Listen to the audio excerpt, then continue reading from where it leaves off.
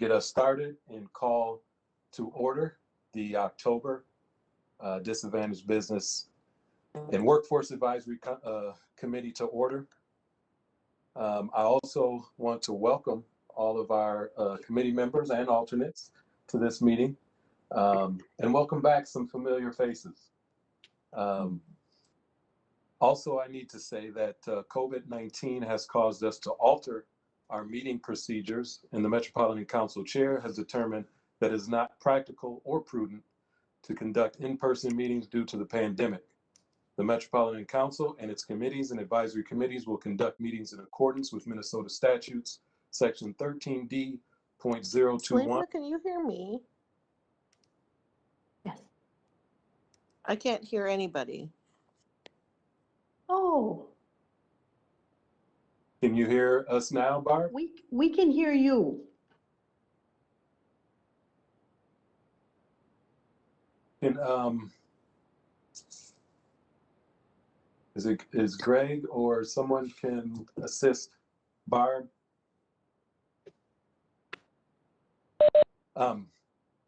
Yes.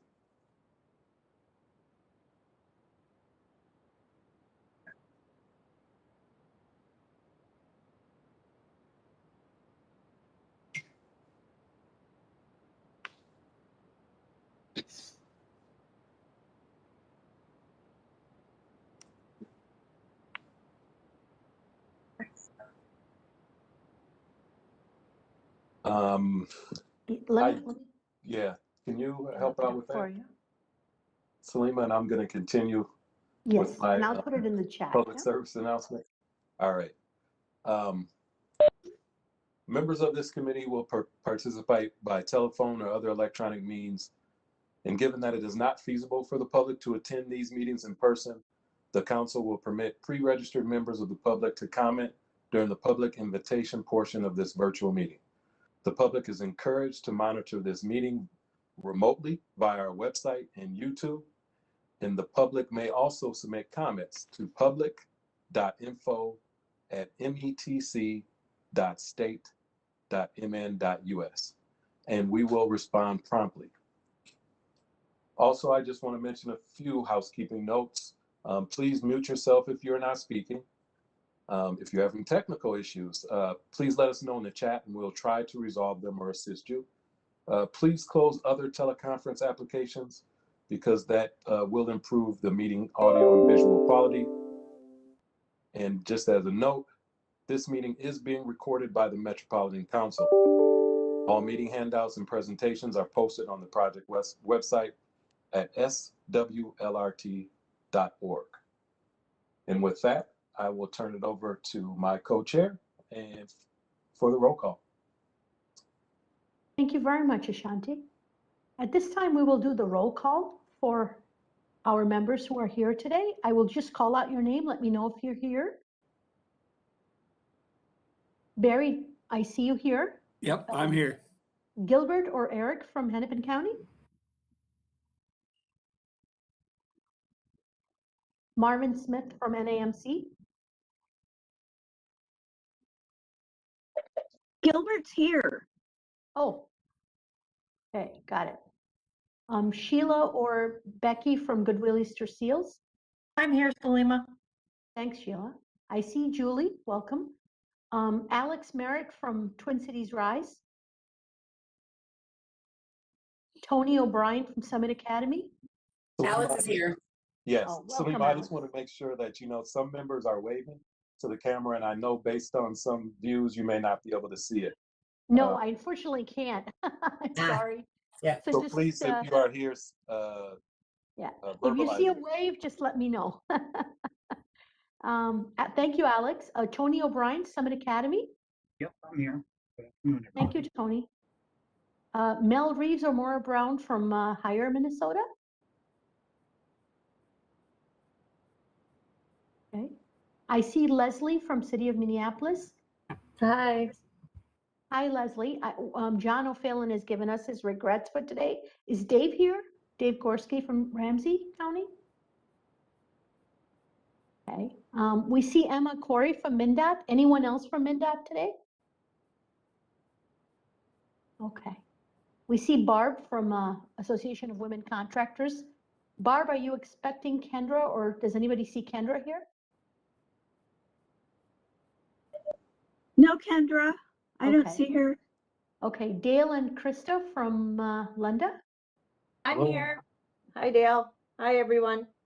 Hi, Christa. Hi, Dale. Katie from CS McCrossin. Yep, I'm here.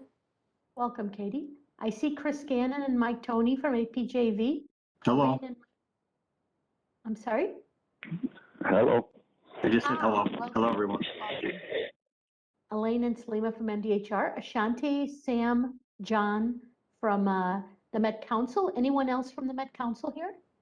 Eli, Welcome, Eli. here. And I see Brian from the Yep, project office. Brian runs out there, yep.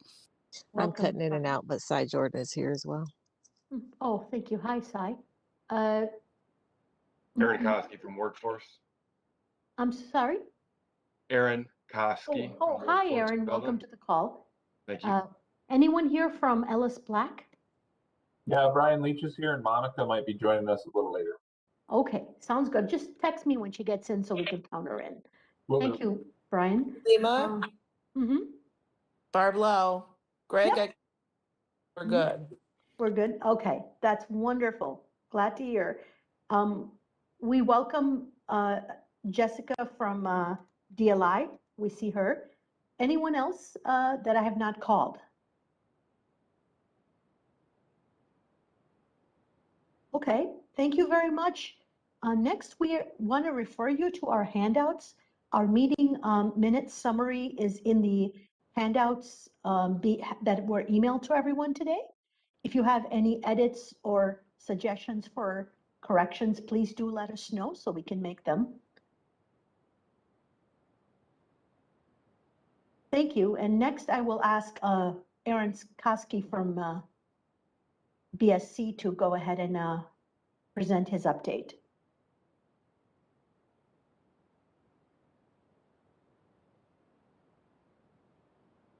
Thank you. Aaron Koski, Metropolitan Council, Workforce Development, with Barry Davies to provide an update on the Building Strong Communities program. John, I know we were late providing a slide, but do we have a slide? I'm not seeing it on video. Bring up the presentation. There we go. Thank you. Fine.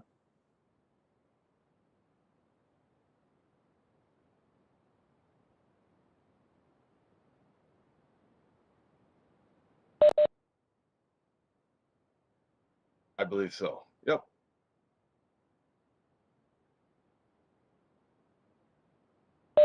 I think we can advance to the next slide.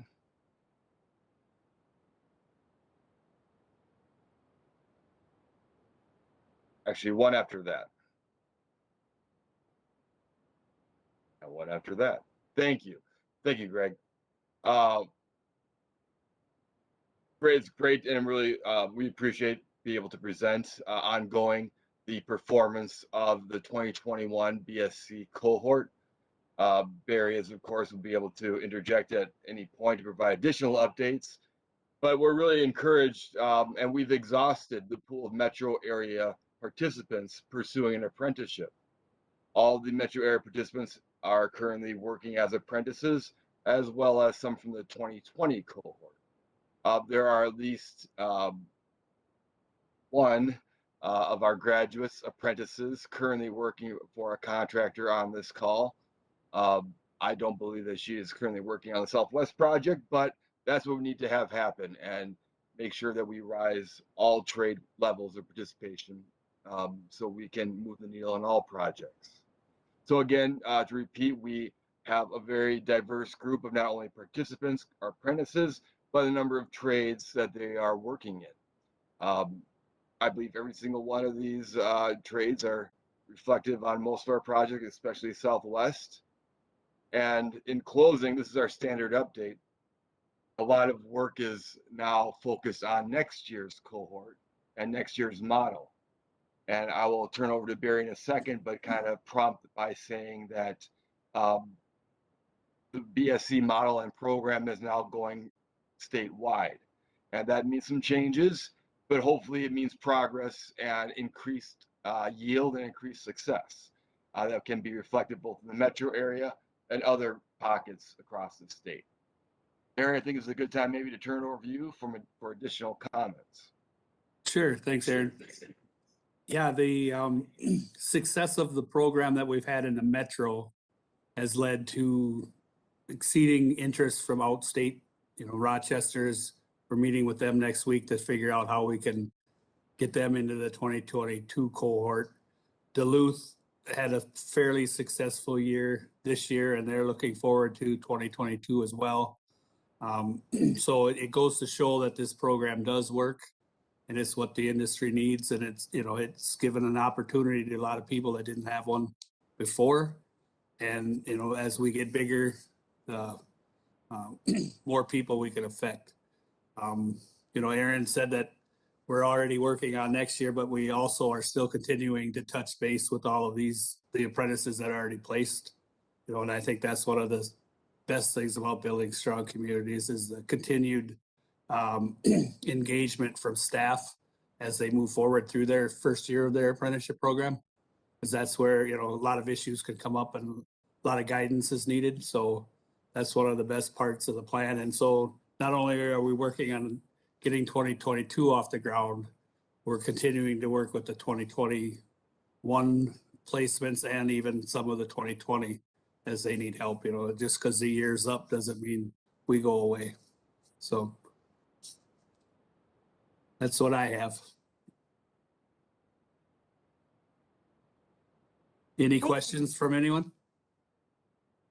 Barry, I just wanted to share that in our summer on-sites that we do of all kinds of different companies, we ended up in a particular sub-industry of the sewer industry, where they really are working hard on women, on attracting women to that work. But the one woman that we ended up interviewing was a graduate of the Building Strong Communities program. And Oh, somehow nice. she made her way to this industry and is doing really well, and wanted to pass on the good wishes, as well as how much she would have appreciated knowing about this work early on in life. So good work on that. Well, thank you. And I'll just mention, and I know I've mentioned this several times before, but first of all, I want to say good work, and thank you to the principals from the Building Strong Communities. I just want to note again that you have had a focus both in your recruitment and outreach and participation from women. And we know that that is an area not only on our Southwest Light Rail project, but in the industry that needs our additional focus and attention to attract more women to this industry, to these jobs. So definitely appreciative and want to recognize those efforts to make progress in that area. Any other questions before we move on? All right. Yes, next we have Sam O'Connell and Brian Runzel for the Southwest Light Rail Project update. Good afternoon, everybody. This is Sam O'Connell, and I'll go ahead and start here with a quick project update. And Greg, if we can move to the next slide, slide 6. Just want to highlight for folks, we continue to offer public tours for everybody to see all of this incredible construction occurring. We have a lot of interest from our public members. So this was the 3rd round of tours that we've done this year, this fall. I think this will probably be the last of the tours on the public. We might give 1 or 2 special tours for some of our industry folks as the year just sort of ends for us. But just wanted to share that these are about 5 or 6 different places in the corridor that we meet up. We have about 15 to 20 different members of the public join us. Everybody's got their PPE, and we have our outreach team, our construction team, folks that are talking about the project and answering questions. Just want to also shout out to Dale and his crews for making this happen for us too. So you can see in the pictures, we're actually out on site and learning and talking about progress and the construction that that Southwest LRT is doing. So just wanted to highlight that for folks. Like I said, we'll probably just do maybe 1 or 2 tours that are more geared to a particular industry or profession, as we do get a lot of folks from engineering or construction fields who would like to see this. And then we'll start up the public tours again in spring next year, hopefully. So wanted to just share that with you. Other piece I wanted to bring to the conversation and just provide some data points for folks here. And Greg, if we can move to the next slide. On slide 7, we did take a look at some of the folks bringing home a Southwest LRT paycheck. So since the beginning of construction through July of this year, we were able to take a look. But one of the compelling pieces as we think about Southwest LRT is connecting 5 cities, and then 6 when you think about this is the extension of the Green Line as we go into St. Paul, is that this does have a statewide impact. So if we look at just the Minnesota areas that are bringing home a Southwest LRT paycheck, that's 65 out of our 87 counties. So that's pretty impressive when you think about it. I think a lot of folks, again, just think it's maybe just Hennepin County or just the metropolitan area. But when you think about who's actually working on our project and where they actually bring that paycheck home to, it has a far greater reach in our state. Coupled with that, we do want to share with you on the next slide, slide 8, sort of those top 10 zip codes of folks bringing home. So these are zip codes, and then right next to it, it's the county that is associated with that zip code. And then through August of this year, kind of that gross pay that's coming in, you would see the counties essentially that are really bringing home some of this investment into our communities. Anoka, if you look at it, we have 3 zip codes in the top 10 that are associated with Anoka. So it's sort of the Coon Rapids, Blaine, Annandale area within the metro area that's doing that. The Dakota County one is really located in Hastings. So it gives you a sense of where we are. Ramsey County doesn't show up until kind of like the 18th place, and that's about $650,000. And then Hennepin County, the first zip code, shows up in our like 22nd place, and that's about $567,000 in terms of that. These numbers will adjust. They will continue to be revised. So this is just a picture through August 2021. We'll take a look at this quarterly just to see where we are as well. This just represents, again, the Minnesota zip codes. We did ask the question, well, how much of our workforce is from Minnesota versus any other area? And happy to say that 81%, actually a little bit over 81% of our workforce resides in Minnesota, and the balance, 18%, a little bit over 18% residing outside of the state, with 10% of that residing in Wisconsin. So just our neighbor to the east, which represents, I think, if you're in the metro area, a lot of what our larger organizations are seeing, where about 10% of our workers do reside in Wisconsin. We're happy to bring this information back on maybe like a quarterly basis so we can see how the trends are going up or down, or different counties or different zip codes that are sort of moving through as work progresses, but just wanted to share this information with you as well. Anybody have any questions? Otherwise, that was the project update for our agenda today. Sam, it's Christa with Linda, and I just want to thank you. I think the information you just gave us is so very important and actually very exciting. When you take a look at that statewide impact, you know, picture of, you know, the demographic, you know, the entire state and how many areas are working on the project, that is so cool to see, and it really helps me, as well as the part about the 81% being Minnesota workforce, you know, because we've had the conversation and some really great conversations regarding, you know, the outside workforce and everything, and what we can do to, you know, assist them in being welcomed and stuff. So seriously, I just wanted to thank you real quick for that information. Great. Thanks, Christa. So thanks for everybody's hard work in this. And like I said, we're happy to bring this back on a periodic basis and just kind of show how these numbers are moving, or some of these geographic locations. Obviously, we have 65 out of 87 counties, so our goal is to let's hit all 87. That'd be great to light up that whole state map.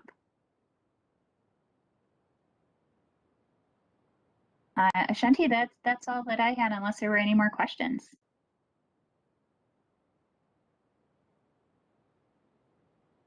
Thanks, Sam.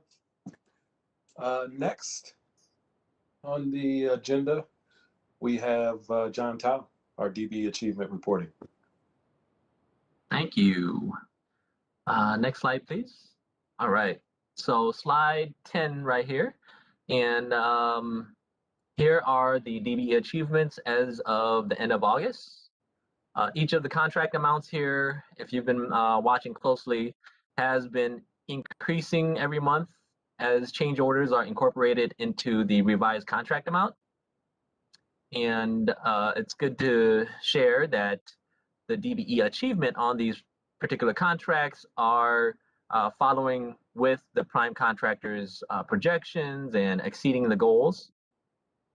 If you look into the DBE, or if you look into the meeting handouts, you'll find the individual DBE progress reports for this particular month of August. And something to note there is that last month we had a discussion about hydrovac on the LS Black project. So because it was incorrectly billed, we removed the billed amounts there and made the correction there. The other thing is that hydrovac was able to participate in a change order last month, but that amount has not been invoiced yet, so we're not including that at this time. Slide 11, please. And then there was a request to get a follow-up on the cost escalation and schedule impacts to DBEs on the Southwest Light Rail project. And I wanted to touch base on some of the activity that was done earlier this year. So we conducted a survey with all DBEs on active construction contracts and reviewed their responses. For the DBEs that did request follow-up, we contacted them and conducted meetings with them. The thing is that each DBE on these contracts has a different scope, and each of them are impacted a little bit differently. So we wanted to provide time for them to share their concerns and really listen for what they were needing from us and how to support them.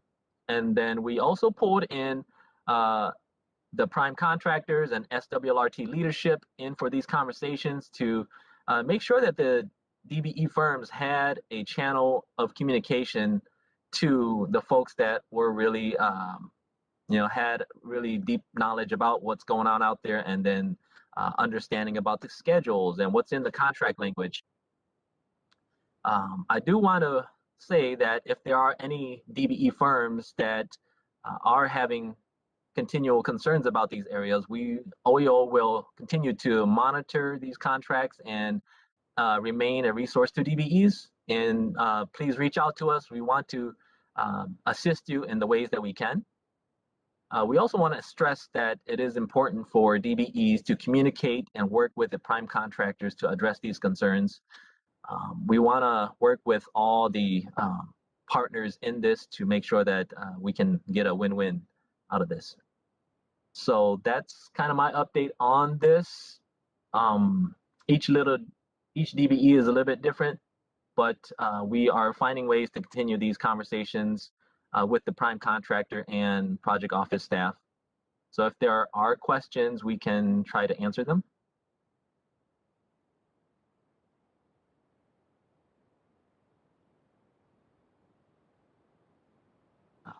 Any questions? Jon, Go ahead. Jon, this is Gilbert. Can you hear me? Yes, Gilbert. Yeah, thank you for that feedback and for the follow-up with the DBEs. Now, I don't recall, but did you share the results of the surveys as to what areas the DBEs were being impacted about with these cost and schedule issues? I don't recall that, and if I'd like to know, the follow-up as to what are the areas that are being impacted, and then most importantly, what are the measures that are being taken, whether by the prime or council, in resolving or trying to resolve some of these issues? I believe it was shared back in April, was when we probably conducted the survey and then shared it out. And we went through it. Some of the firms did reach out to us and had concerns about steel escalation. And what we did was we gathered the information, and then we also talked to project office leadership, and just did our best to be a conduit to make sure that their voices and concerns were heard. And then from there, the project office and the prime contractors had conversations with them and tried to better understand and see where we can mitigate the issues, or else if there are ways to work around the issue. And Gilbert, I'll just add to this, and I don't know who, I'm sorry if I cut off someone. The one thing I will say is basically what Jon said is all situations are not the same. So just to kind of, as a general sense, some of the DBs were just concerned about getting into long drawn out fights. So we wanted to make sure that that's not something that prevents us from moving forward or mitigating these issues relative to any impacts. Some of the other just general concerns were, process. What is the correct process? Making sure that they understand what they need to do in order to get their concerns addressed through the appropriate means. So helping them navigate that process and understanding what the expectations and what their expectations are.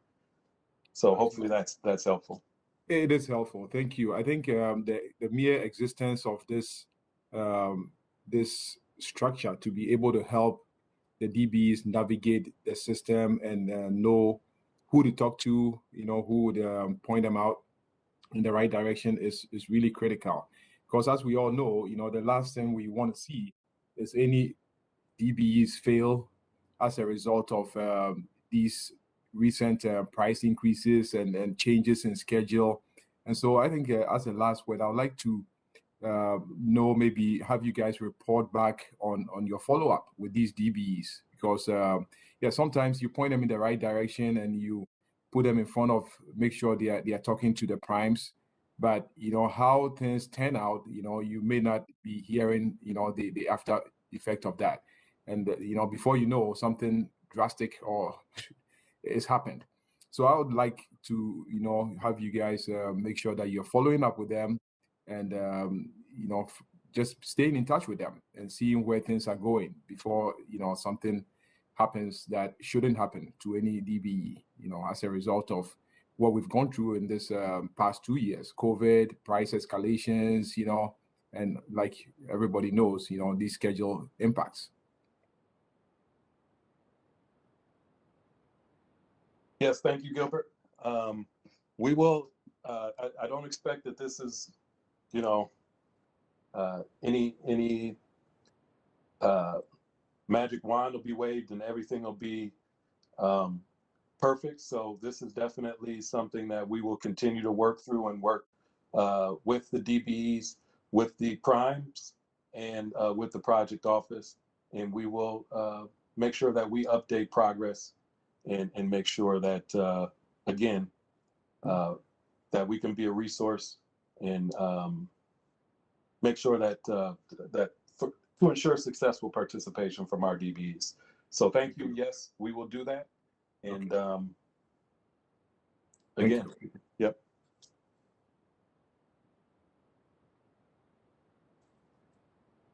All right. Next, we have Christa, LMJV DBE activities. Hi guys, thanks Ashante. If you guys could go to the next screen, please. And here's our listing of DBE participation on site for the month of November.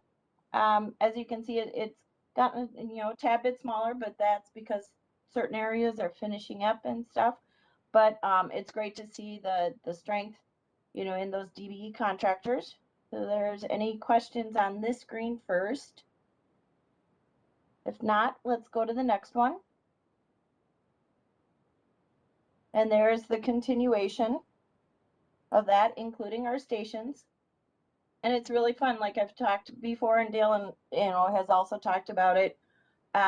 It's really fun when Jon shows that initial slide for DBE and to see that we're exceeding and continue to exceed that, that number and everything. So that's great. Let's see the next slide, please. Here's our highlight. We're highlighting Stonebrook fence. They're doing our temporary but also permanent fencing on the project. As you can see, their contract has grown because our contract keeps growing throughout the project, which can sometimes be a challenge, but it's a good challenge, to see what we can do with it, as well as our subs. Dale actually gave the quote for this one, which is nice to see, and really to see from leadership that Stonebrook has been a great project partner. As a smaller contractor, they've done a great job keeping up with the size and scope of the project. And that's always so good to see, you guys, and it's just really heartening regarding it. I just also want to touch, because I think this is our last DBE slide now, but moving forward, you're going to kind of see a little bit more information. Instead of just a listing of who it is, there's more to the DBE side of our LMJV that we really haven't talked too much about, but moving forward is going to be a little bit more active, and that's why I loved hearing what Gilbert had to say. Is one of the biggest things, just upcoming stuff, there's still, even though there's contract information, and yes, we have contracts with our DBEs, and our main goal is to make sure we're, meeting those goals, exceeding them, doing what we can. But another big piece of the whole DBE program with the Met Council is what our contractors doing to help strengthen those DBEs, and we've talked about the relationships in the past, so it's really exciting. Before the end of the year of this year, we will be hosting a DBE mixer, for the project with our DBEs and our LMJV team, and others will be invited, just to be able to strengthen those relationships, grow new relationships, take those. But it also gives those DBEs the opportunity to one-on-one maybe ask that quick question, and stuff. But it's mainly just so that we can keep that in, the visual relationship growing. So that was one of the exciting things. And there's some other things that are going to be in the works now that I will be a lot more active on the project. So it'll be exciting to be able to release some of that information to you guys as we solidify some of those plans. Any questions for our project regarding DBE? If not, I think that is it for me for now. Oh, I forgot the change orders. Whoops, sorry guys. So there, it's kind of exciting to see. There's the numbers there, with the change orders and with the DBE increase. So there you go. Thanks, guys. All right. Thanks, Christa. This is Chris Gannon with APJV, and I'm going to talk about our DBE activities and update for this month. Next slide, please. So we're happy to announce we have a new partner signed up that'll be working with us on this project, Airfresh. We have a subcontract with them. It's fully executed. So they'll be showing up on our DBE report that we submit this month with our pay estimate. Next slide, please. So this slide, you guys have seen it before. Last few months, we're kind of just moving down the line. We got a little comm work with Gunner at one of the stations, and then we're going to continue with our foundation work with the substations. Our next one's going to be at 314, and you can see the DBEs that are going to be helping out with that work listed there. Next slide, please. And then here's our change order slide. We're about 10.7 million now in change orders. And we're happy to report that our DBE participation percentage is still above the 12% for the change orders that have been negotiated thus far on the project with the council.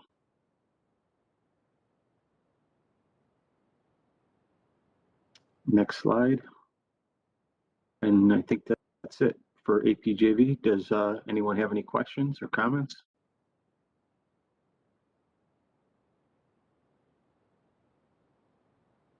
All right, thank you. Okay, this is Brian with Close Live. You can go to the next slide, please. All right, quick update on change orders. Current contract here is 39.7 there, you can see. And our DBE team committed, we've got 7.4, putting us at 19% for total. And then billed through date was 38 million to the owner, and we're at 7.1 there for our DBE team. So we're tracking right on that 19%. So that's good to see that that's holding true with all change orders. Go to the next slide, please.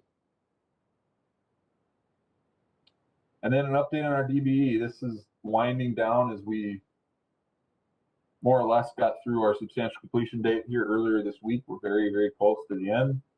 So you can kind of see this is the last part of our team, but we've got Go Fetch Mechanical doing a lot of their commissioning and closeout. Nakasone Painting is, you guys all probably know, at the end of the job, everything's got to get touch-up paint, final painted, punch list, you name it. So they'll be out here till the end. Our Always Tile and Stone, Stone and Tile team were out. They did a couple bathrooms here a couple weeks ago, so that was nice of them to pound that work out. And then we've got Amtech, kind of some miscellaneous steel here getting changed or minor adjustments. With Soda, we've got some lockers that are going in here next week, so that should be the last part of their scope. And then Beadsick Caulking, kind of some punch list finalization of some caulking scope, exterior and interior as well. So that's our, for the most part, the balance of our DBE team on site. Go to the next slide if there are any. Any questions for Franklin?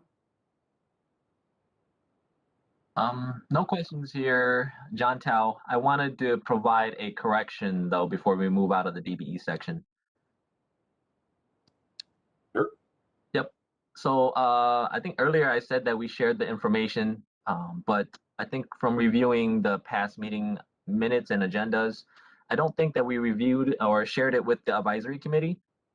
I believe that some of the concerns that were raised by DBEs were kept on file, and they were really close to the individual DBE's particular contracts and scopes of work.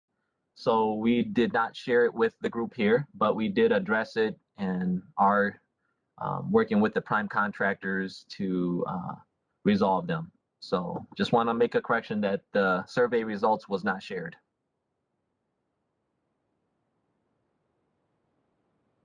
Thank you very much, John. And next we'll start with Elaine with the workforce participation report. Thank you, Salima. Next slide, please. So, contract, which is with Bell, 101,660, and to date, from the start of the million, 550,946 hours. They came in at 9% in August for women, and overall they're at 8.33.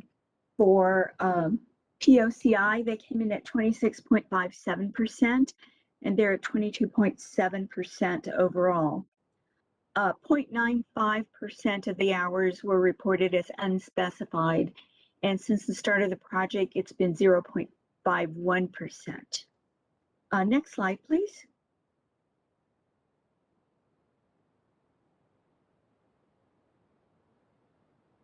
So the breakdown of the hours on the project for August, 964 hours were indicated as unspecified. It was just a little bit above 1%.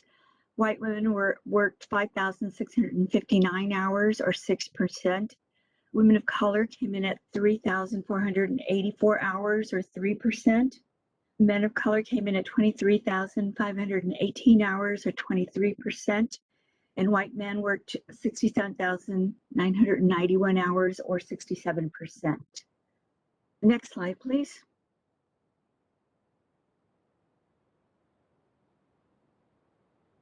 So the trucking hours since the start of the project that have been counted, for MBE, it's 24,942 hours. ZTS, 4,164 hours, and Rock-On Trucks is 733 hours. And next slide. The systems contract with APJV in August worked 242 hours. They've worked through the end of August 877 hours, and they came in at 7.02% for women and they're at 14.6% overall for women. For POCI, they came in at 43.39%, and they're at 31.93% overall. Next slide, please.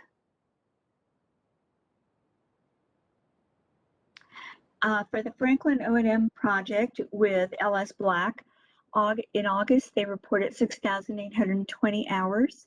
And since the start of the project, 93,579 hours.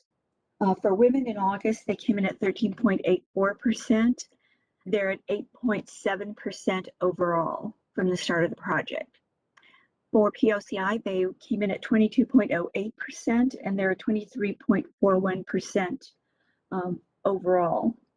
3.21% of the hours were unspecified, and they have overall 5.01% unspecified hours. Next slide, please.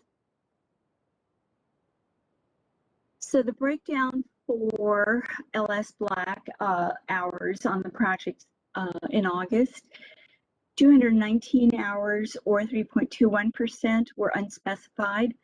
For white women, it was 884 hours, or 12.96%. Women of color came in at 60 hours, or 0.88%. Men of color came in at 1,446 hours, or 21.2%.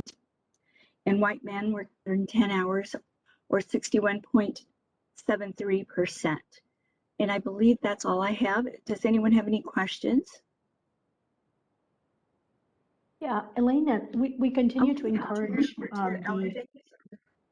we continue to encourage the primes to let us know if you ever get more information about your unspecified hours, because those then can be allocated to the right categories and potentially impact your workforce participation.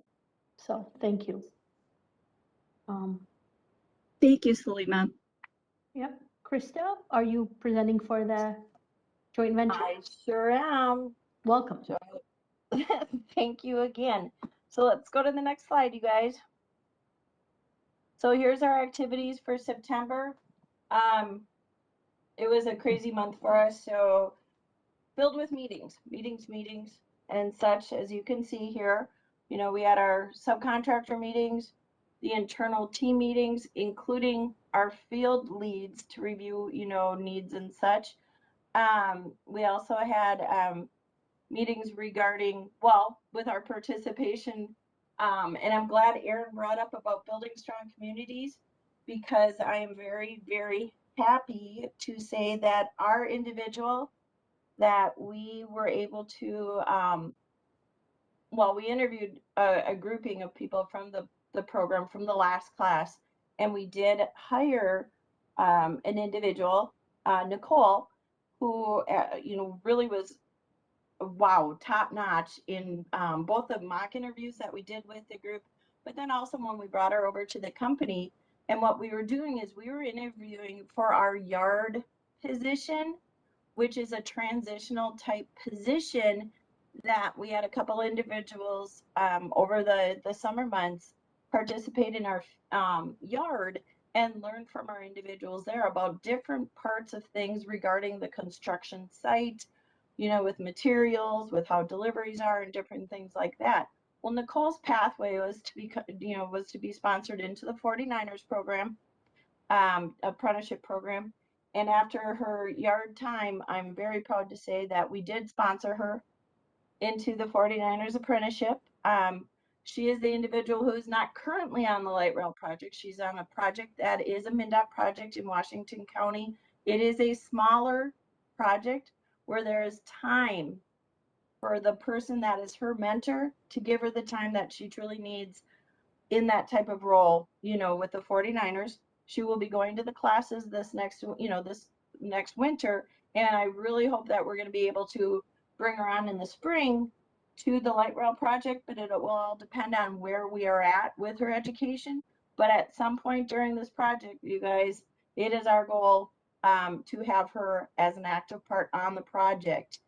And hopefully then become maybe a mentor for that next person, an individual. And I look forward to meeting with Barry and with Aaron and the other great people on Building Strong Communities to be able to create what we can do over these winter months to help them get things ready for the next program and to be more active with them on the program, which is really exciting. So that's one of the things that has been in the works, getting the approval from our leadership at Lunda regarding it and everything. So there's that. We've been working on increasing our communication and assistance with our subcontractors. That had happened. And it was September, October, you guys, because this was kind of funky one for me. So there's that step. But if you would go to the next screen. And here's the upcoming standout stuff for the month. And I kept it short and sweet, but that's because watch out. Next month, you're going to be slammed with awesome information. But anyways, we are in the process of working, of course, with the other two contracts on this project. Not to the magnitude, we haven't yet to the magnitude we all would like, but that is something with a goal of mine moving forward. But then also, our current, because of getting colder, hey, today I put socks on, it's getting colder. The layoffs are going to be starting. So it's reviewing with our team, what does the picture look like for our next couple of months? And what can we be doing with those individuals in regards to when the layoff does happen, especially to the newer people in the industry, providing those resources with our great union partners and with the CBOs and IBOs, by the way, industry-based organizations, on what we can do to help them, through the layoff time, so that we continue to keep them, busy and increasing their capabilities. The other big thing that you guys have heard about, and we had to put a little freeze on it because of the school year having started, is we do have a workforce education group. The core group has started. We are going to be, over the winter months, increasing, and inviting the CBOs and others to become more involved in it.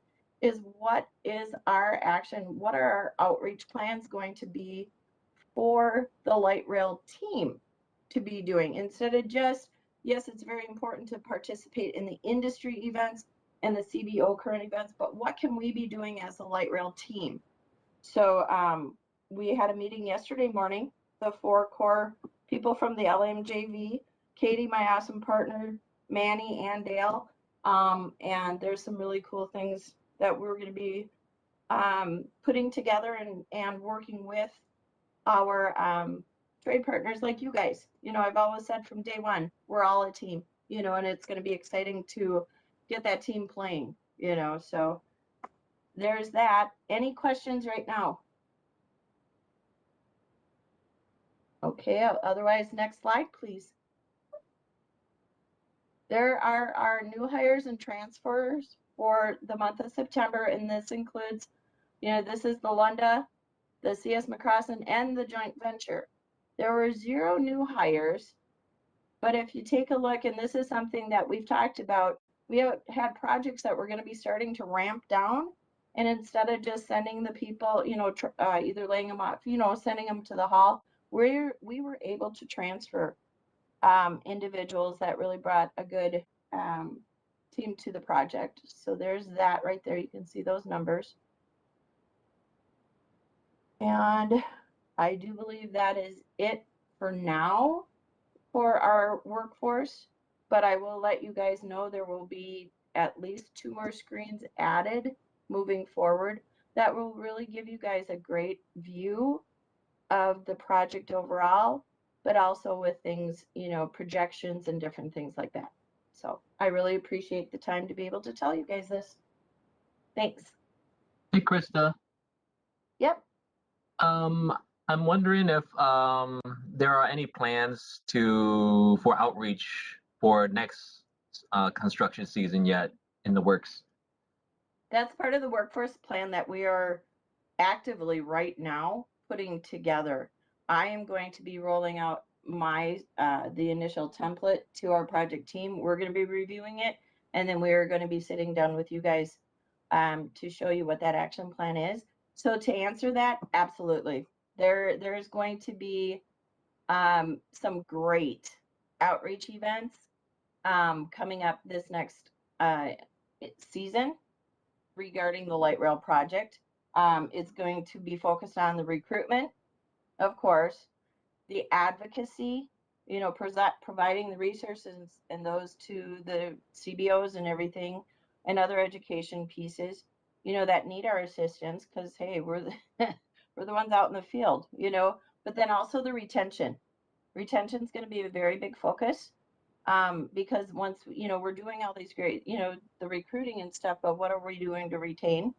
I don't want to lose people on our project, or I want to get people into, say, Lunda, but then how do we transition them over to our project? So, yep, John, it was a great question, and I look forward to being able to present to you kind of what our timeline of outreach stuff will look like. And that will be something we will be reporting on then monthly with this. Thank you. You bet. Thank you. Thank you, Christa. And just, we really appreciate any opportunity that can be given to our community-based organizations who are providing a lot of training and, making efforts with communities of color and women to be able to have opportunities to participate in these events. So absolutely. You guys, real quick, one little sneak peek is what I'm going to be doing with our subcontractors and with the LMJV is I'm making a commitment, to be meeting with our CBOs on a regular basis so that we know what they have coming up for activities with their classes or with their outreach events and stuff like that. So we can be sharing with our team, the LMJV, so we can have presence at it and participation, but also with our subcontractors, so that they have those things also. And I seriously look forward to building those capabilities with the CBOs. So thanks, Salima. thank you, Christa. Next, to APJV. Mike, are you presenting?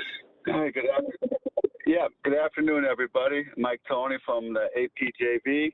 I'm with you on my phone. So the workforce. So the APJV have limited scopes for the craft labor for the remainder of 2021. I think we had 240 hours in August. I think we have another 360 hours in September. There's been some activity the last week of September. So, we went from 2 subcontractors to 4 subcontractors now working on the project. But, again, it's going to be minimal through the remainder of 2021. And realistically, we're looking at the summer of 2022 before we really get out there in force. So that's where we're at today. We did conduct an outreach and training event, which were at Summit Academy on October 6th. And the next 2 slides after this one show some of the trailers in the classrooms. Summit Academy had 16 participants that are elected in the electrical training cohort. We had local IBW 292 and the outside electricians, local 160, participated in the event, and it was really good to have their participation. And we conducted 2 condensed 2.5-hour field training courses that all of our employees go through. And I think the feedback was positive, and we hope we conduct the same training for upcoming cohorts and expand it to different organizations. But the trainings that we went through were the underground utility. If you go to the next slide, you know, you'll see this the trailer that we have. It's a 53-foot trailer that we take all over the country to train our own field employees. A lot of what you'll see is what you'll see when you go down into manholes. You're going to see a lot of different cables, a lot of different splicing, a lot of different transformers and other gear in the background that you don't see so good of. But just the safety before you enter a hole and all that kind of stuff. And we went through the training with the cohort at Summit Academy. And then on the next slide, we had classroom training. We do an IIF, injury and incident-free training. Not so much just for the workforce, because we want everybody to go home with 10 fingers and 10 toes, but just in your overall attitude and practice about safety, how you address safety, not only at the work, but at home, and also to and from and all your activities, and just a mindset we have towards safety. And, you know, it's really good participation from Summit Academy. That we got a lot of feedback from the instructors, the 4 instructors that taught the cohort, that it was really positive, I think, for them and for the students. And we look forward to going back to the next cohort in the spring. So that's kind of what we did. Tony O'Brien from Summit Academy. Yeah. And I just want to say that Summit Academy deeply appreciates that effort that you made, and the students absolutely loved it, and I think gained a lot from it. So thank you very much. Thank you, Tony. So we really had a good time. We look forward to going back. There's talk of bringing their alumni back that haven't gotten into the field yet, and maybe having 2 days out there for the next time around. But it was really, really positive, and I know that we invited, you know, Met Council, and we invited MDHR, and some of our subs showed up. So it was a really, really positive event. So hope to do it again and maybe expand it. As far as upcoming outreaches, I know in early December, Construct Tomorrow is having an outreach event at a high school that we'll participate in and look for other opportunities to get involved in. So again, we're really looking at, you know, spring, maybe, more likely next summer, early fall, when we'll get our workforce going. Unfortunately, I do have to leave after I'm done. If you have any questions, I'll be happy to answer them. Thank you, Mike. Anyone All right. have questions? Thank you. For any of the primes?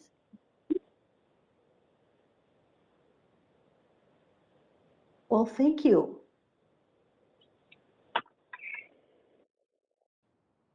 Next, Jon, you'll be presenting us on the survey results of the advisory committee members. Did we get Ellis Black and Brian? Oh, I am so sorry. Look, I'm one step too far. Sorry about that. Brian, are you or Monica presenting?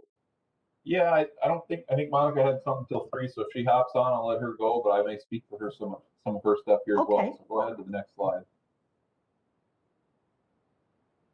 Okay, so this is just some of our standard workforce activities we've been up to the last month, and then I can share a couple things from Monica that she made some notes on. But just our month-to-month good faith efforts with MDHR, and Monica, our HR manager, has really jumped in and tried to help do some more activities, both internal and with the subs. We voiced that in our meeting with MDHR, and hopefully got some good feedback from them on that. Some best practices moving forward. So we enjoy doing that meeting every month. Next one there is some of these CBOs that others have mentioned. Monica has some probably additional input on those, so I don't want to speak for her, but I do know she's got some notes here about some AGC DEI committees, as well as some AWC planning meetings and gala that our team has been attending and trying to encourage some subs to participate as well. And then that third bullet point there is just a reminder that we do monthly. This isn't anything new, but getting our reports from LCP Tracker on how our teams are doing as far as workforce, and then trying to send out monthly notifications to each team about what we can do, how we can help, what we can do to increase participation, and just being open and honest about how our numbers look and moving forward month by month. And then this last bullet point, and I kind of mentioned it earlier, they kind of get overshadowed by APJV and London Cross and the massive amount of work they've got forthcoming, but Franklin is about wrapped up. So we tried to be as opportunistic as possible here in these last month or so to try to increase participation with the balance of the team members we do have on site. So probably isn't something that's going to go crazy, but it is nice to see in the last month or two or even 3 here our numbers for workforce increasing. So that's been a nice thing to see, that our handful of subs that are here till the end are doing everything they can to pump numbers up and give as much opportunity as possible. So you guys want to just check the next slide, otherwise I might run through some of Monica on our team's comments here. Yeah, if you don't mind, I'll touch base on a couple other things quick. So from Monica, from an Ellis Black perspective, we've got a corporate social responsibility team that just started. I won't go into all the details on that. There's also a LinkedIn learning platform that both internally we've rolled out, and I'm not sure if that's something that other contractors or subs have access to, but it sounds like it's got unlimited leadership development, safety, inclusion, all that kind of learning opportunities in it. Another note was the Culture of Care pledge that both our companies doing, and again, that's another one where we could encourage subs and or other contractors to participate in and gain knowledge in regards to that. And then this last one, I already touched on that one with some of the AGC and AWC participation that we were in. So those were some additional items, sorry, that did not get onto this slide, but wanted to share them as well. So if anybody has any questions for Franklin, go ahead. Thank you.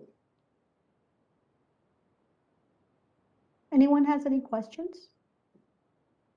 We're really looking forward to having next month a meeting with Ellis Black that will be about reflecting on the entire project and going over the things that were very successful and things that maybe could be done differently on the workforce participation side. So I really appreciate Ellis Black's interest in wanting to have that larger conversation about the future.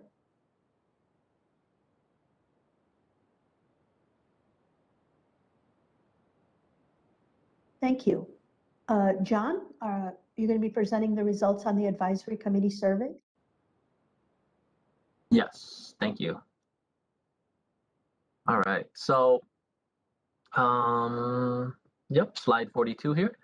So earlier we had sent out a survey to the advisory members, and it was end of the year. We wanted to review and assess our activities and things that we've done for this particular advisory committee, and we wanted to also gauge what is the interest in the meeting frequencies over the winter period here. So we wanted to get some answers from folks, and then if there were any ideas or interests in particular subjects to focus on for 2022.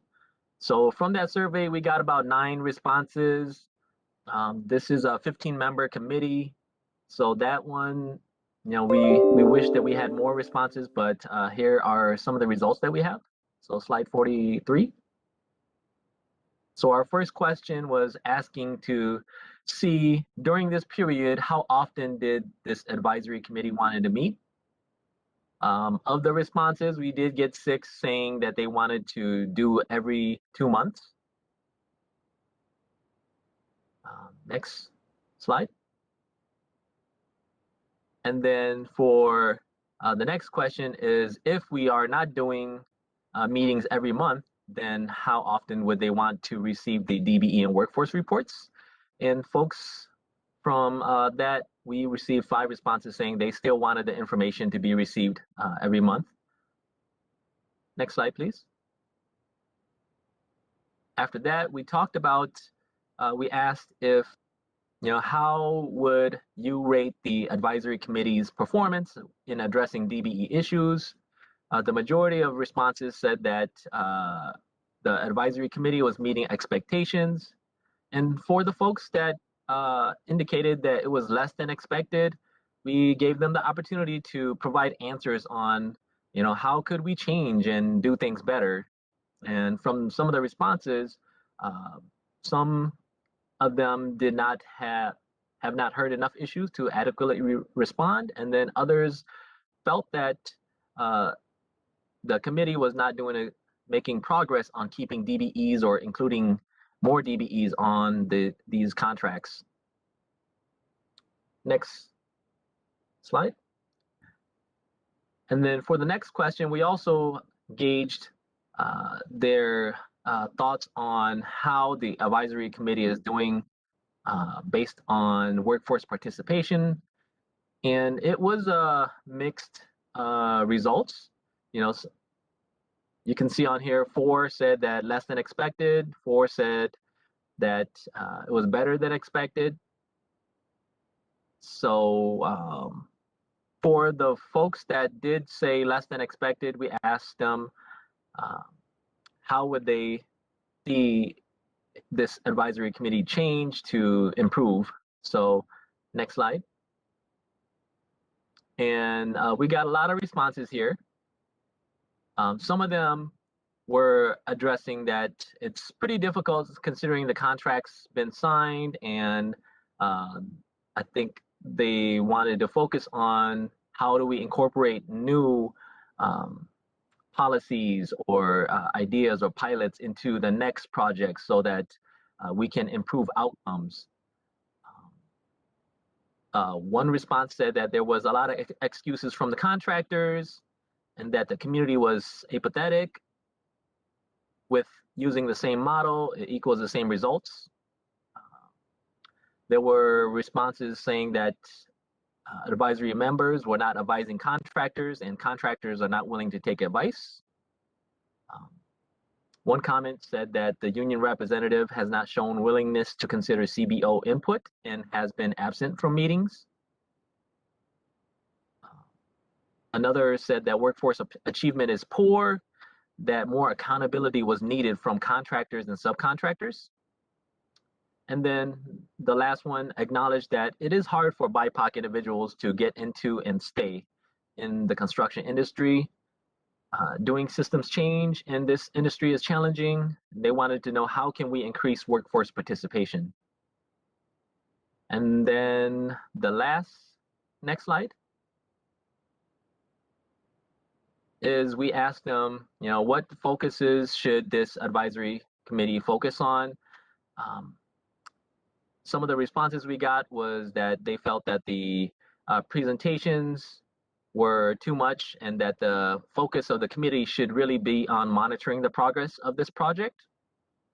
And they wanted to get an update on how the council is responding to cost impacts in small businesses, impacts with the scheduling changes.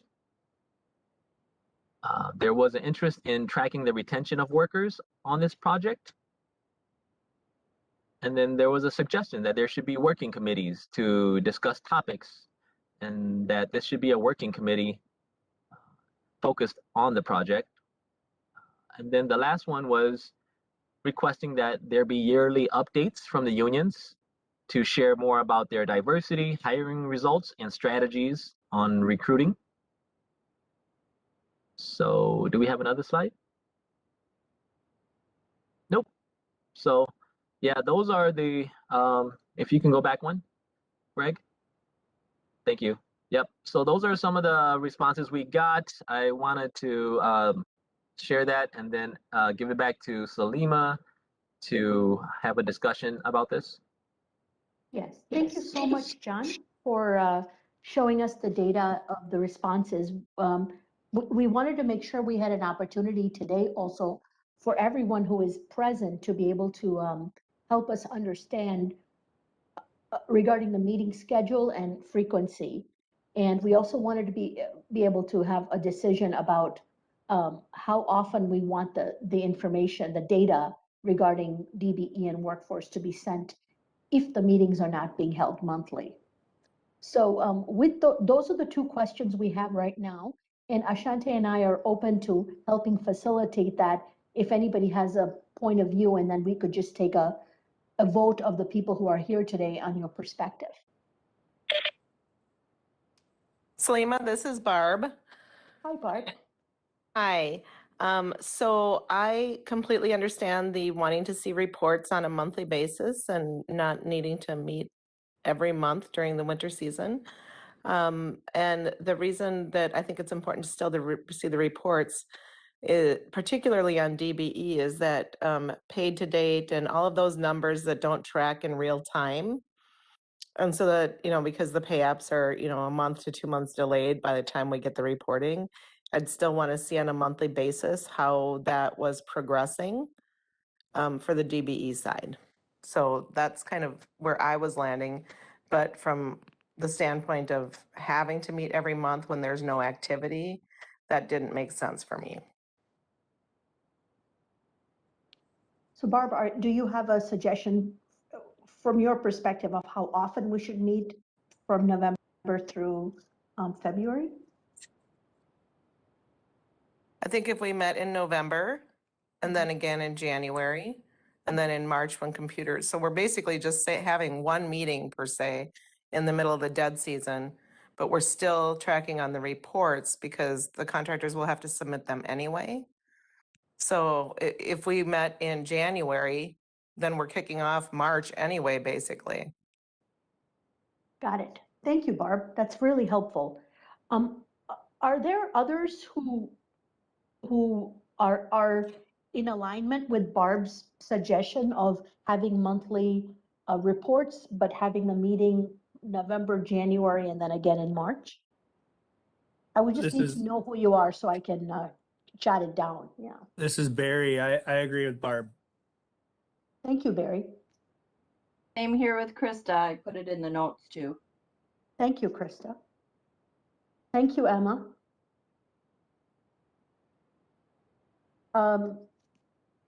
Just checking in first with our CBOs.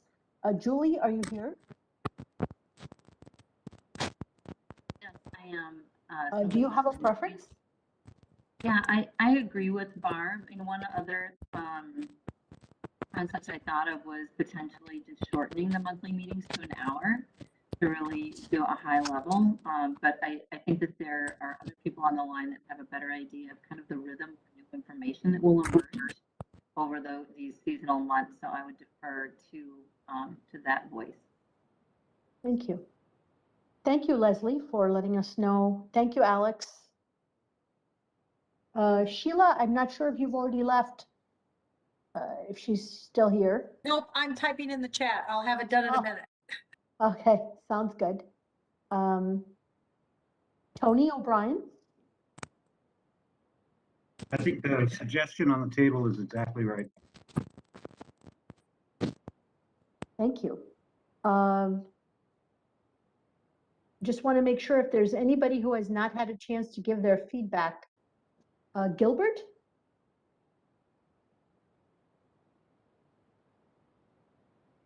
Yeah, Salima, I took the survey, so I think my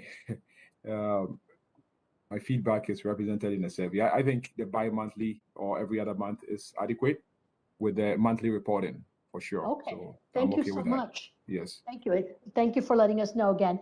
And Maura, I see your response. Thank you for letting us know. So it sounds like we seem to have a consensus around a bi-monthly meeting, November, January, March, and then having a monthly reporting that would come by email. And if it's okay with everybody, we would just keep it at the same schedule. So in other words, by the third Thursday of the month, you would get the report, if that works for everybody. And thanks, Sheila, for pointing out that we could make the meetings during those months shorter. Ashante, do you have any other feedback on this issue? No, I would just say it's pretty much in line with what we've heard today is pretty much in line and reflects what we heard back on the survey. So from that standpoint, if we want to if we feel it's necessary to do a roll call, we can. Otherwise, we can move forward with that recommendation if there are no objections.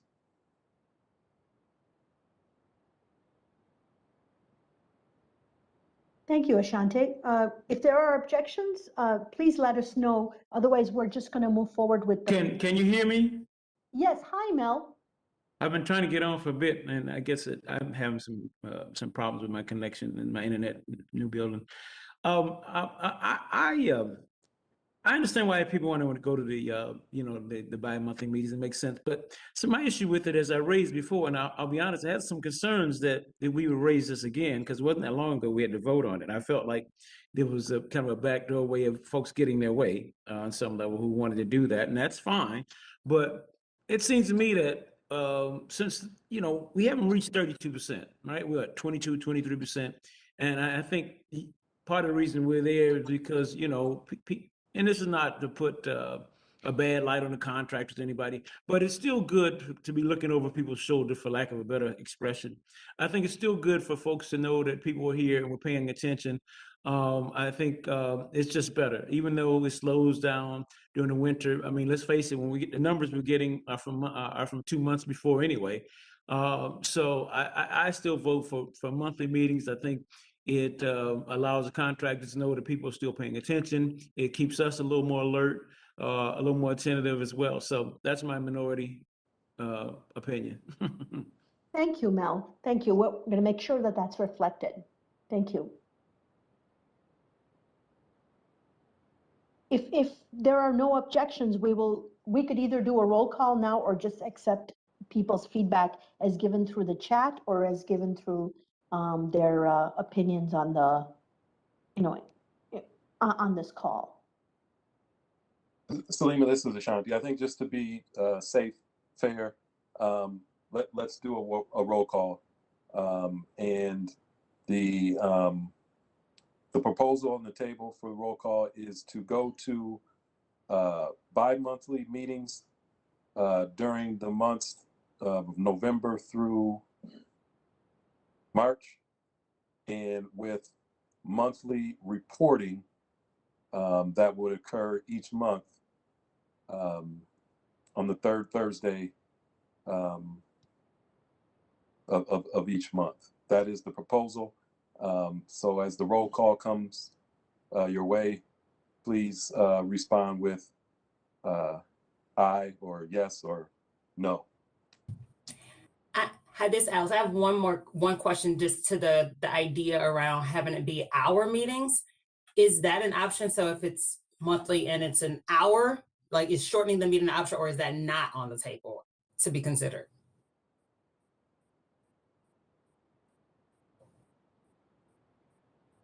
No, I think we could consider monthly meetings that are shorter. I think if people want monthly meetings versus bi-monthly meetings, then we can separately also decide that for those monthly meetings that we would keep them, how long we want to have them. Yeah, because at this point, my decision is 2 hours. It's a 2-hour bi-monthly meeting, but if it's an hour monthly meeting, I don't know if that changes the dynamic for people. So I'm just trying to make sure I'm clear on what I'm actually proposing. So every bi-monthly at the same time rate that we're currently operating at is what I'm understanding. Yes. Yes. Yes. I'm sorry. Right now we don't have a. Yeah, that's fair. That if it's a bi-monthly meeting, we're imagining 2 hours, November, January, and March, and then we're picking back up on the monthlies. So I'm just going to go in the order of the folks. Alex, do you want to start us out? Regarding your preference? So bi-monthly 2-hour meeting, but I also would be down for a 1-hour monthly meeting. Okay, and what about how often you want to get the materials? Having the material every month is fine. Okay. Barb? Every other month a meeting and materials every month, please. Thank you. Barry? Meeting every other month and materials monthly. Thank you. Emma? Bi-monthly meetings, materials every month. Thank you. Julie? Monthly meetings, monthly for 1 hour, and then monthly reports. One. Okay. Sheila? Sorry, I would probably do the same, monthly meetings for 1 hour. Thank you.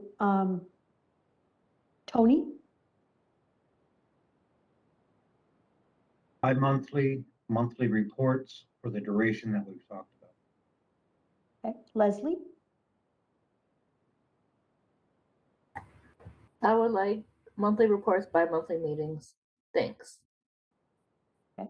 And then Mel or Maura for Higher Minnesota? Mel's voting for. Okay. Mel, go Monthly, ahead. and I don't mind having an hour meeting. Okay. Okay. Makes sense. Just want to Gilbert? Yeah, thank you, Solima. It would be the bi-monthly meeting with the monthly reports, please. Got it. Thank you. Have I missed anybody from the advisory? We not have anybody from NAMC on today? No, and we don't have Ramsey County either. So, okay.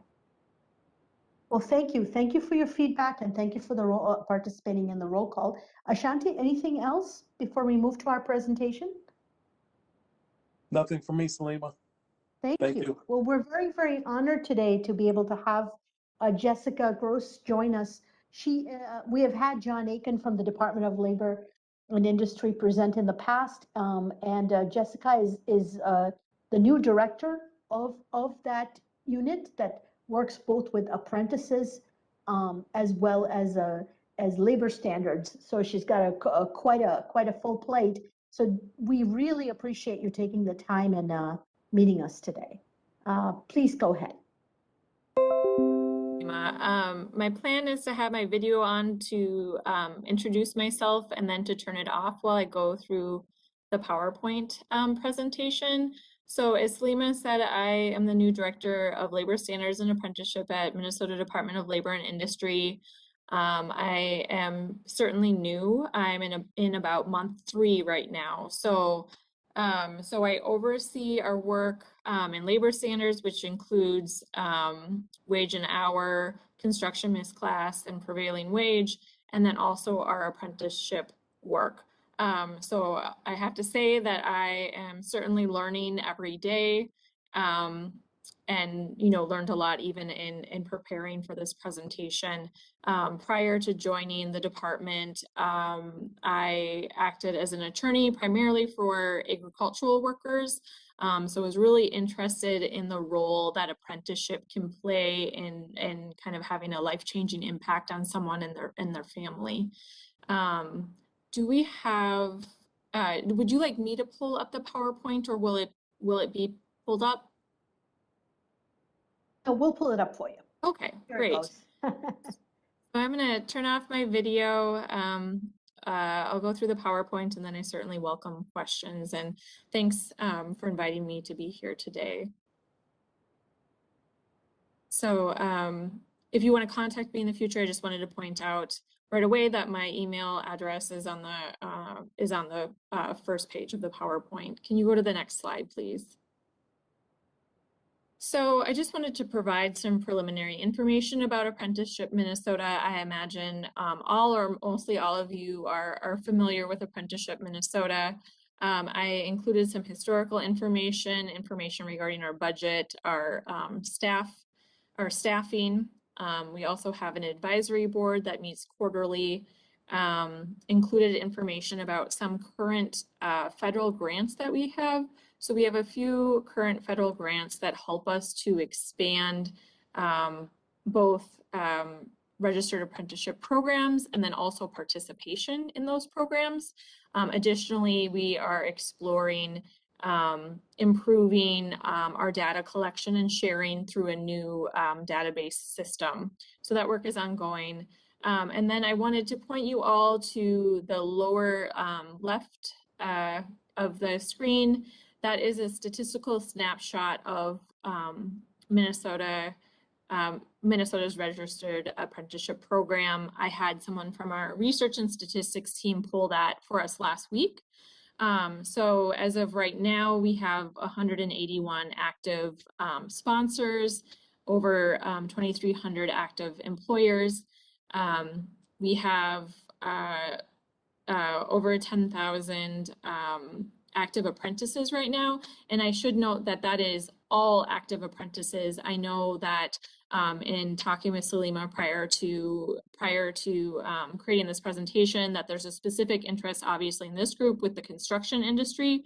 So most of the presentation will talk specifically about registered apprenticeship in terms of the construction industry, but this first slide talks about the program overall. So within all active apprentices, 23% are people of color, 7% are women right now, and 7% are veterans.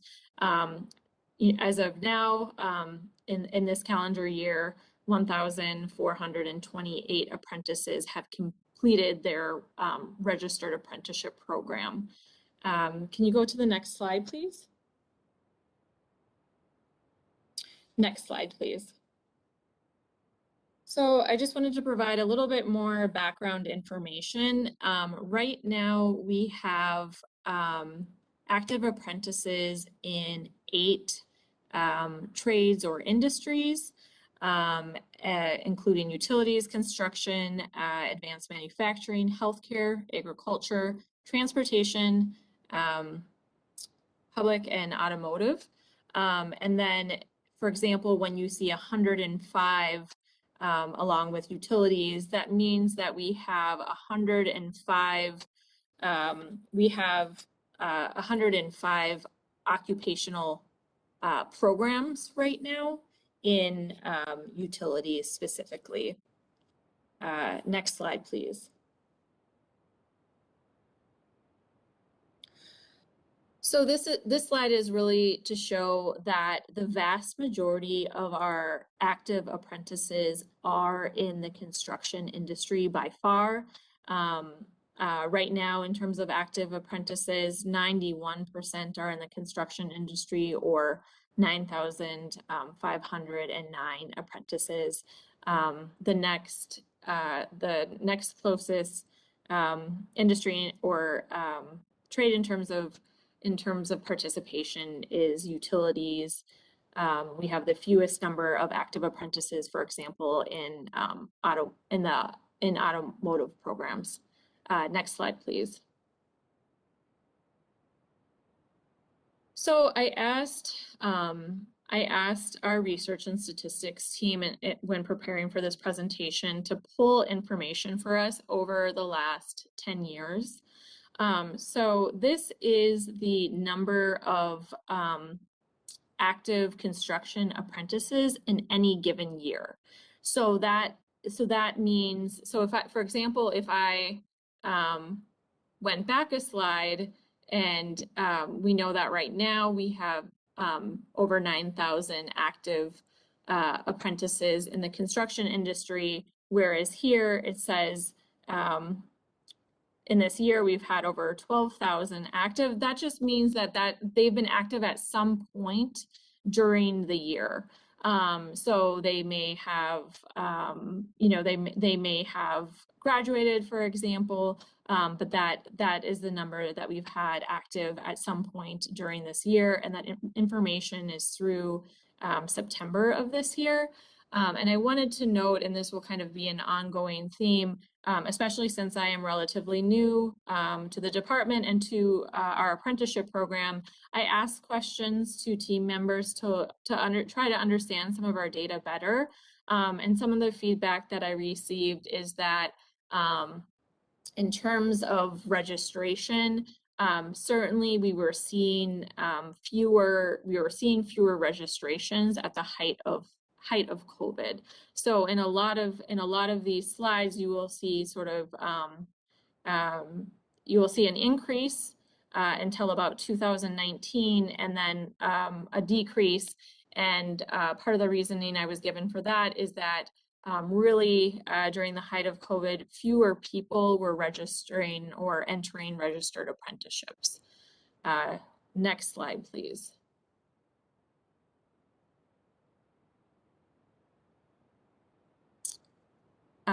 Next slide, please. Yes, so this slide complements the prior slide. So the prior slide was just talking overall about construction apprentices active in each year.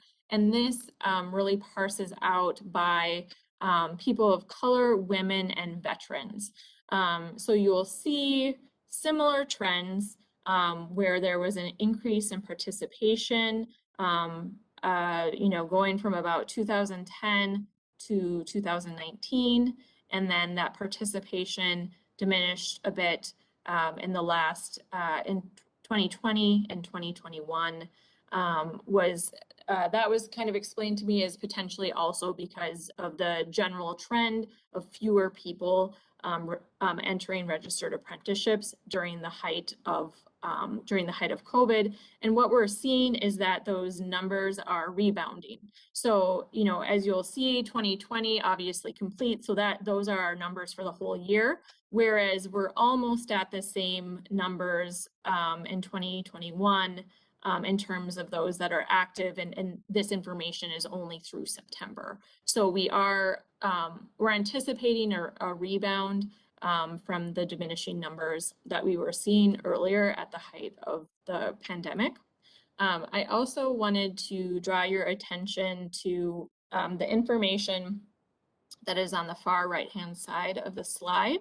So as we talked about in the last slide, and in this slide, the bar graph is showing active apprentices in construction at any given period during the year.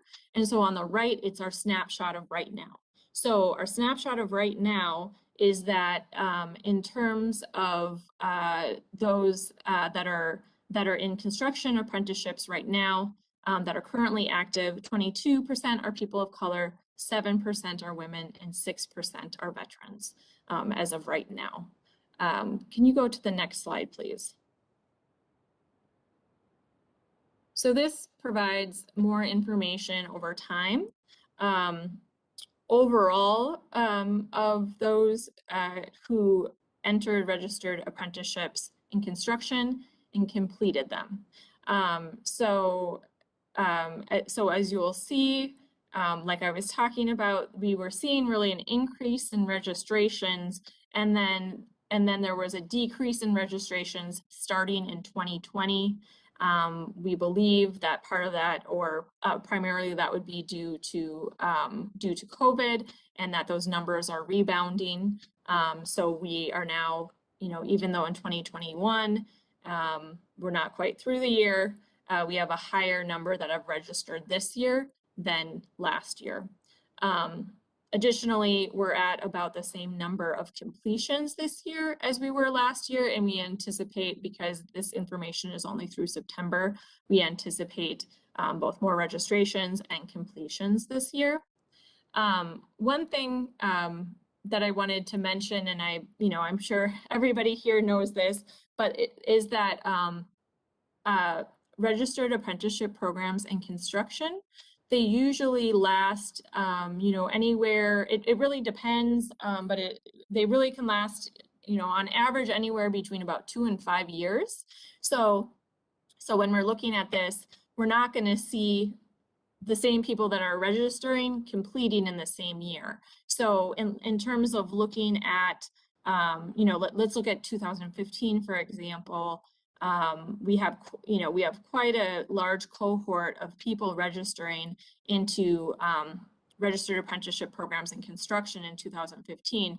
So we'd really be looking starting in about 2017, 2018, 2019 to start to see the fruit of those registrations, to see apprentices in that cohort starting to complete. So next slide, please. Jessica, there's some questions in Sure. the chat group. Do you want me to just tell you what they say, and then if the slide is coming up, you can just tell us the slide is coming up Sure. to address that? The first question was, sure, go ahead. What percentage of BIPOC apprentices in construction actually graduate or finish their apprenticeship? Yep, so that's coming up. That is coming up. Okay. And the second one is, what trades do the graduate apprentices work in?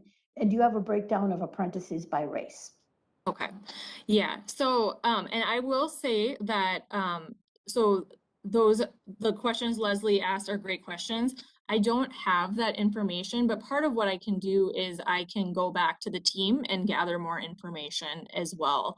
And I will, and part of what I kind of wanted to talk about at the end is, you know, opportunities for right, so I'm new to apprenticeship, and so what I'm doing right now is I'm looking at our program with fresh eyes and seeing where opportunities may lie.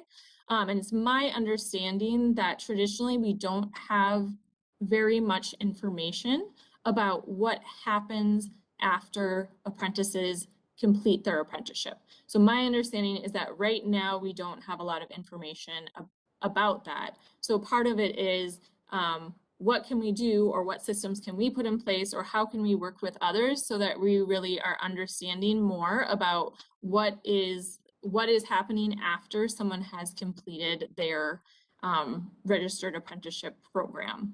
And I did ask the team about that, you know, in advance of this, and my understanding is we don't actually have much information at this time about, you know, we'll know that they completed their program, but we don't necessarily know what happened next.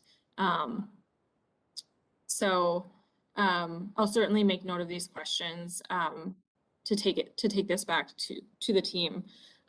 So the next couple of slides, I must admit, I worked with research and statistics to be able to better understand what the slides were showing. And so my goal is to kind of walk through these slides with everyone so that we're on the same page as to what they mean. Certainly there are some of you probably who have much more of a robust background in data than I do as an attorney. So you might understand what this is saying right off the bat, but I just wanted to walk through it so that we're all on the same page. So, so first on the left-hand side, that's the part that's a bit more self-explanatory, and it's just showing, the number of people of color who entered registered apprenticeships in construction every year from 2010 until now. So you'll see that the trend, with some exceptions from about 2010 to 2019, was that for most years there was increased participation by people of color in registered apprenticeships in the construction industry. That, as you see in 2020, the number of people of color that were registering in construction apprenticeships diminished, and we're seeing that rebound now. And so again, I would imagine at least part of the reason for that is because of you know, during the height of COVID, that generally there were fewer people that were registering or that were entering registered apprenticeships. So that number is rebounding, and again, we still have a few months left in the year, so we expect more people of color to be entering registered apprenticeships in the construction industry in the coming months until the end of the year. I wanted to spend some time parsing out the image on the right. So because when I talked to our research and statistics team, I basically said that there's an interest in having a better understanding of who is successfully completing the registered apprenticeship program, and then can we look at that by you know, people of color status, veteran status, and then gender. So this particular slide is talking about completion of construction apprentices, of construction apprenticeships by people of color. So I'm going to direct you to where it says 2010 for the image on the right. So 2010 means that is the cohort of apprentices who started registered apprenticeships in 2010 in the construction industry. So we're looking at what happened to that cohort from 2010, 2011, 2012, etc. And then the green color means people of color, blue color means non-people of color. So basically, if we're looking at people of color specifically in 2010, based on this information, at that point, about 20% of people of color were completing their registered apprenticeship. And then if we look at the dotted line in green, that would represent people of color that did not complete their registered apprenticeship in the construction industry. That is it's close to 80%. So makes sense in 2010, if we're adding up that 20% and that 80% or close to 80%, we're getting almost to 100%. The research and statistics team left out one additional group of people, and those are the people that are still active in their apprenticeship. So if you're active, you're not incomplete or you're not complete because you're still in the process of seeing whether you'll complete or you won't. So that's why, in like 2010, we have pretty clean numbers in terms of those, if you add it up, of those who completed and those who didn't complete. The reason when you get to about 2017, 18, 19, 20, that there's the completion number is so low is because a lot of people are still active and haven't finished their apprenticeships yet. So like if we looked at, let's see, like 2018, and I don't have the exact numbers, but if we looked at 2018, it looks like it's around 5% of people of color have completed their registered apprenticeships in the construction industry at this time. But if we look at those who didn't complete, it's somewhere a little bit less than 60%. So that means we still have quite a few people that are active in their apprenticeships, and they're not in completion or incompletion status because they're still actively pursuing their registered apprenticeship program. So I will note, and as you can see, the blue line represents those who are not people of color. So based on this information, it's showing that there is a difference between people of color and non-people of color completing registered apprenticeships. And dependent on the year, that percentage is larger or smaller.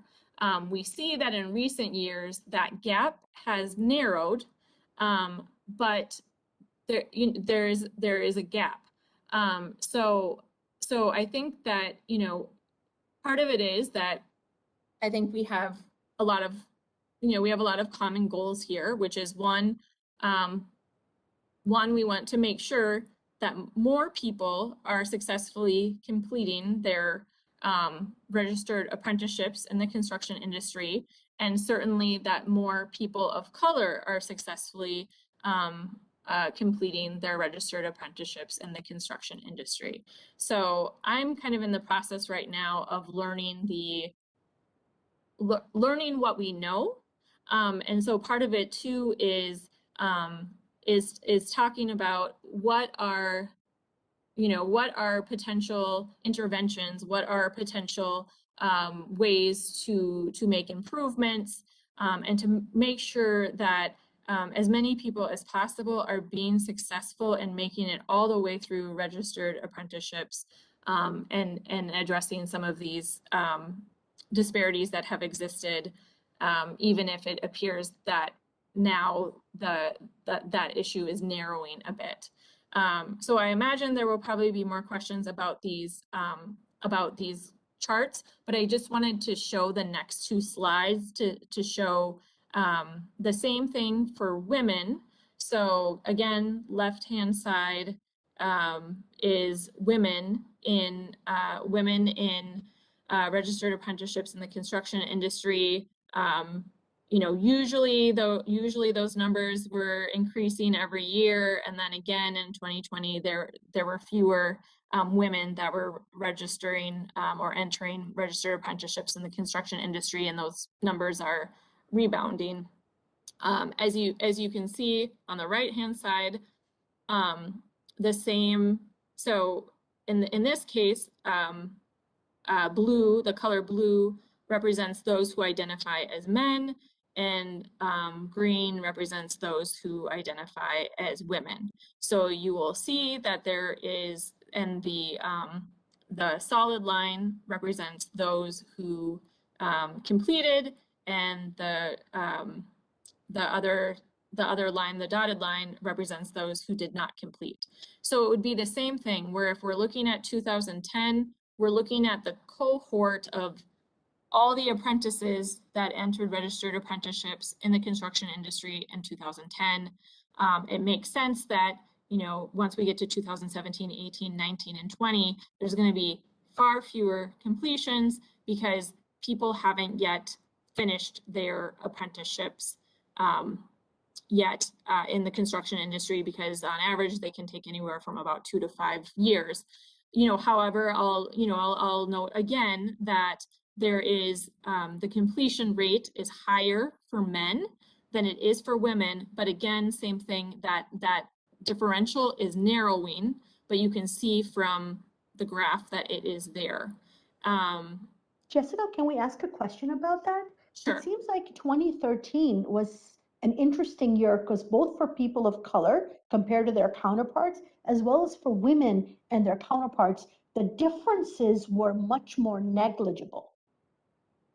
And I'm just curious, is that the 2013 cohort that entered, or is that the 2013 year that they're graduating? That what makes that year unique? So yeah, so if in time and figure it out.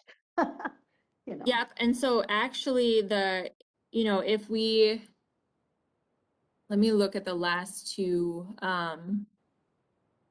So in this particular, you're saying that like in 2013, and it's much closer. Yeah, both for women and for people of color. Yeah, so that would have been the cohort that, how do I explain? Yes, so that would have been the cohort that entered in 2013. So yes, yep.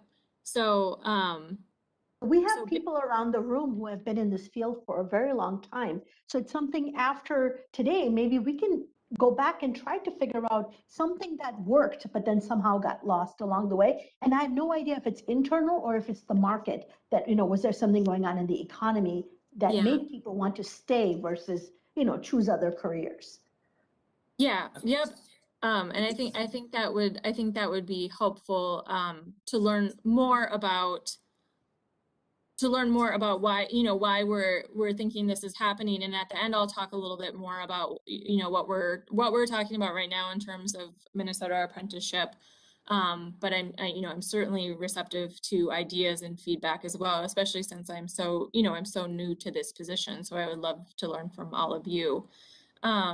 So if you go to the next slide, so this is veterans. But I just wanted to, you know, to show that there's less of a differential amongst veterans than there were among, you know, based on gender identity or people of color versus non-people of color. So just to transition a little bit to some of what we're talking about right now in registered or with Minnesota Apprenticeship. Can you go to the next slide, please? Next slide, please. So I imagine a lot of you are familiar with this program, but basically, statutorily, we have something called the Labor Education Advancement Grant Program. And basically, the point of that grant is that we're dispersing funds through a grant to community-based organizations with the purpose of facilitating the participation of people of color and women in apprenticeable trades and occupations. So something that we're talking about is we obviously, it's not just about participation. It's not just about entrance into registered apprenticeship. It's about retaining people throughout the course of their apprenticeship and then successfully completing the program as well.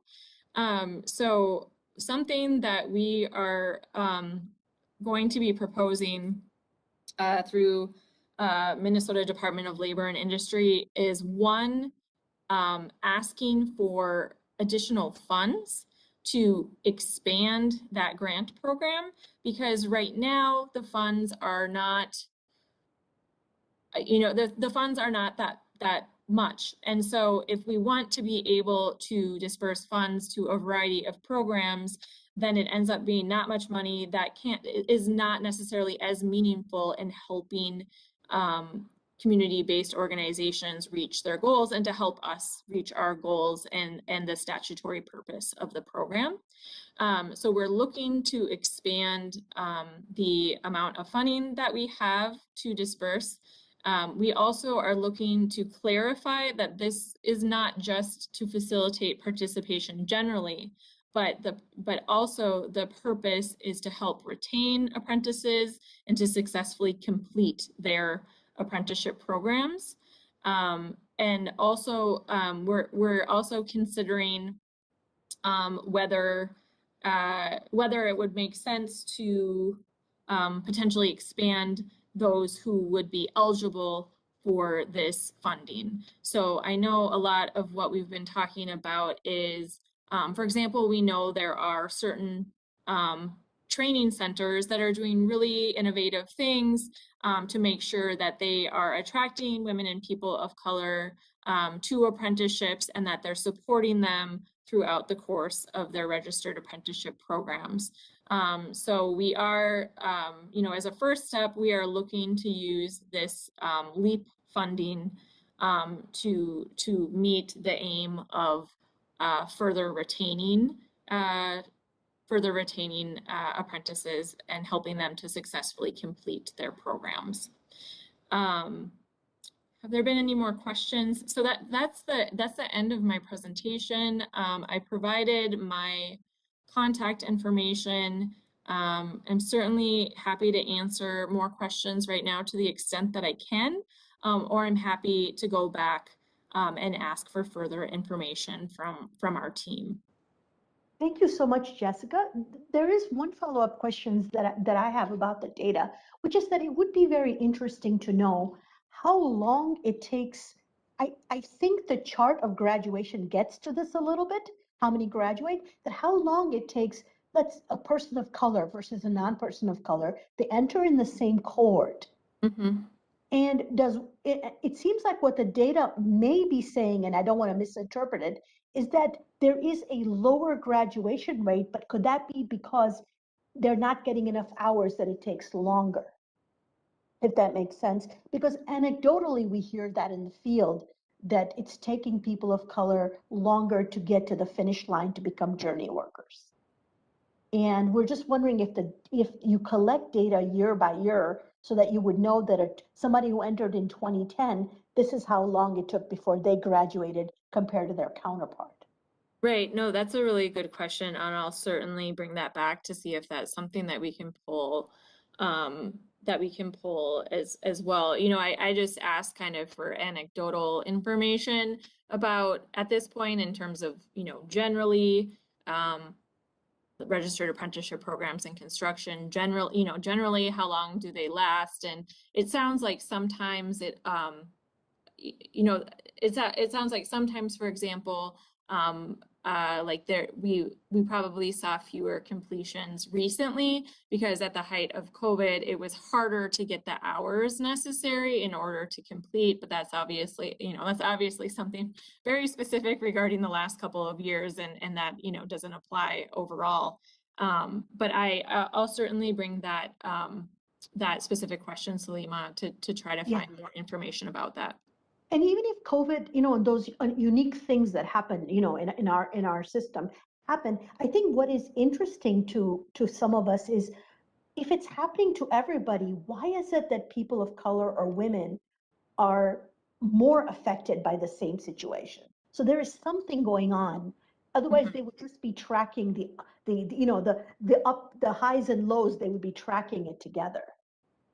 Well, and part of what I've wondered about as well is in what part, you know, in terms of our interfacing with the registered apprenticeship program and the apprentice through the duration of their program, at what point would there be opportunities for us to get feedback from apprentices? You know, and I think, or, you know, to the extent that we would be successful in getting feedback from apprentices, maybe that left their program, to find out more why. You know, I think it's really important to figure out kind of like that systems intervention. What is it that we can do, or where can those supports be put in place that so that we're not seeing people leave the registered apprenticeship program. So those are certainly conversations we have started to have as well. But again, you know, continue to welcome kind of everyone's expertise and experience. And Barb, go ahead.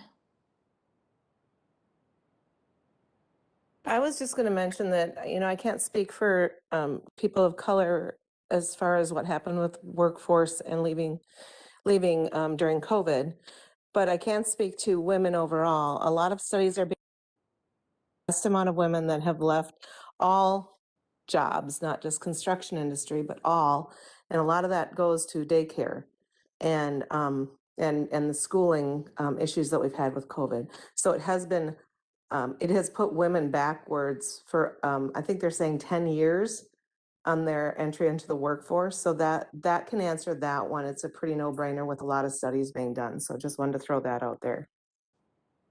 Okay, thank you. Yeah, and that's certainly something we've been talking about in terms of you know, generally, but also in terms of like the grant funding that we disperse. How could funding be used to provide those services, or to kind of fill in those gaps so that people are able to stay in their registered apprenticeship programs? Yeah, this is Ashanti again. And maybe Barb and I were reading the same studies, but and she may have made this point, but the economists who are conducting these studies also are saying that they're not expecting a return to the labor force by the women who have left for those reasons during the COVID period. So I think that should be concerning and set off some alarms for all of us.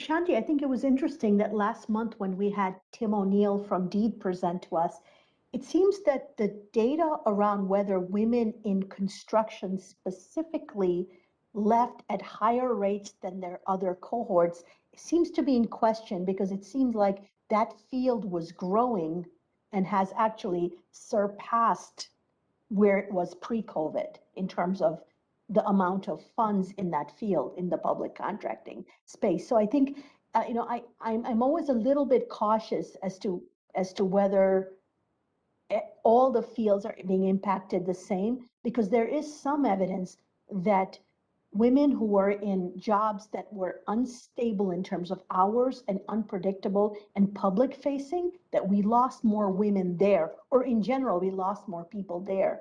But where jobs provided other benefits, that it may have looked a little different. So it's something, that would be interesting to learn more about. And I think that's going to take a deeper dive, Salima, because it isn't about the type of job. It's about the critical daycare and issues that we're facing in this country now because of the COVID issues and what that did to daycare and schooling. And so obviously, stereotypically or not, the woman oftentimes is the one that's home with the kids and doing those things. That's the vast majority of how women have been affected. Yeah, Barb, I completely hear you. Yeah. Thank you for your feedback on that. Anyone else have any questions for Jessica? This is such good data. I cannot thank you enough, Jessica, for joining us today and for answering some of the big questions we've had for such a long time around apprenticeship graduation rates and things like that. And we hope that as you cut more data that you would please continue to share them with us. And we hope that you will keep coming back and giving us new information about this.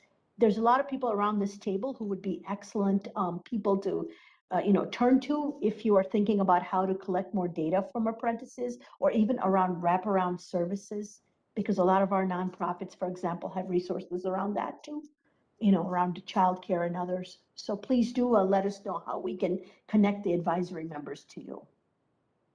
Wonderful. Well, I really appreciate the opportunity to be here today. I have to jump off now, but everyone has my email, and again, I'll bring the questions that you all pose to the team for further information. So take care, everyone. Thank you, Jessica.